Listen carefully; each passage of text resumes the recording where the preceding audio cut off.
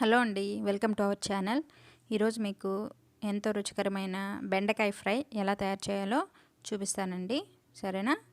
ముందుగా బెండకాయలను బాగా కడిగి ఈ విధంగా ఒక 5 నిమిషాల పాటు 10 నిమిషాల పాటు లేదా ఆరబెట్టుకొని వాటిని సన్నగా కట్ చేసుకోవాలి.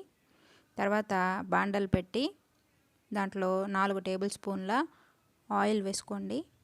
ఆయిల్ వేసిన తర్వాత ఆయిల్ బాగా హీట్ అయిన తర్వాత దాంట్లో 1 టేబుల్ స్పూన్ ఆవాలను వేసుకోవాలి. ఆవాలు బాగా చిటపటలాడిన తర్వాత మనం మళ్ళీ దాంట్లోకి 1 టేబుల్ స్పూన్ ఉద్దిపప్పు, 1 టేబుల్ స్పూన్ శనగపప్పు కలిపి ఈ విధంగా వేసేయాలి.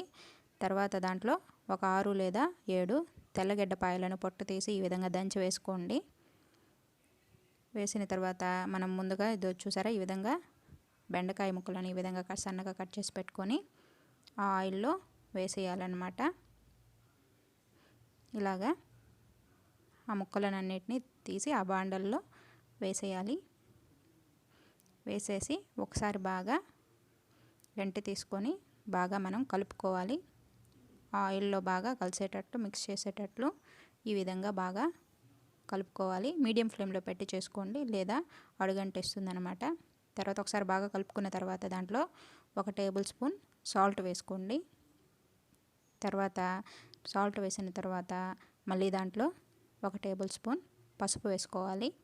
ఇదంతా మీడియం ఫ్లేమ్లో పెట్టే చేసుకోండి, లేదంటే అడుగు మాడిపోతుందన్నమాట. అందుకనండి, బెండకాయ వేగడానికి చాలా టైం పడుతుంది.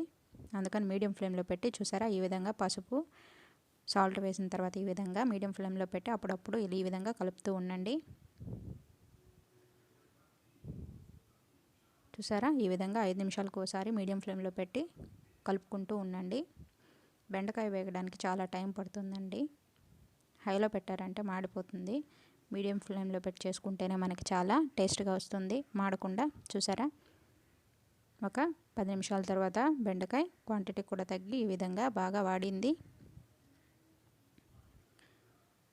ఈ విధంగా 5 నిమిషాలకు ఒకసారి లేదా 3 నిమిషాలకు ఒకసారి మీడియం ఫ్లేమ్లో పెట్టి కలుపుతూ ఉండండి. చూసారా, బెండకాయ వేగిన తర్వాతే బాగా కొంచెం ముక్కలు భాగం వేగిన తర్వాతే దాంట్లో మనం కారం అనేది యాడ్ చేసుకోవాలండి. చూసారా, ఇలాగా 1 టేబుల్ స్పూన్ తర్వాత ముక్కలు భాగం వేగిన తర్వాత దాంట్లో 1 టేబుల్ స్పూన్ కారం, 1 టేబుల్ స్పూన్ ధనియాల పౌడర్ వేసుకోండి.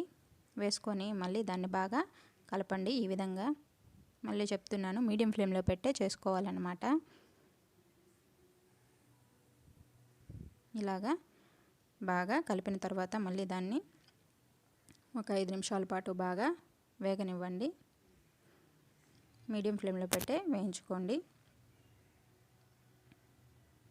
చూసారా, బెండకాయ అనేది వేగిపోయింది. అంతేనండి, దీన్ని స్టవ్ ఆఫ్ చేసేసి ఒక బౌల్లోకి సర్వ్ చేసుకోండి. ఇది చాలా ఈజీ అండి. మీరు కూడా తప్పకుండా దీన్ని ట్రై చేయండి. ఓకేనా? బాయ్ అండి.